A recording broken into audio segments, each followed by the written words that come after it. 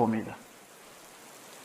Abu Zar G'aforiy roziyallohu anhu aytadi, kishi Allohga duo qilsa, lekin orqasidan oldidan savobli amal qilmasa, bu xuddi tuzsiz ovqatga o'xshaydi qilgan ishi. Savobli ishni qilishlikdan oldin yoki keyin qat'iy nazar duo qilsangiz-u, savobli ish bo'lmaydigan bo'lsa, bu tuzsiz ovqat bo'ladi deydi. Gunohni qiladi, duoni qilaveradi. Namoz o'qimaydi, duoni qilaveradi. Haromdan pul yeyoradi, duoni qilaveradi. Bu odamning duosi ijobat olmaydi. Albatta oldida yoki orqasida savobli amal bo'lishligi lozim bo'ladi. Muoz ibn Jabal roziyallohu anhu aytadi, kim o'zini gunohkorligini tan olayotgan bo'lsa, Allohning mag'firatiga ro'baro bo'ladi. Kim Allohga qilgan toatini minnat qilmasa, jannatga dohil bo'ladi. Kim Allohga ixlos bilan qo'l ko'targan bo'lsa, duo qilgan bo'lsa, albatta Alloh uni ijobat qiladi.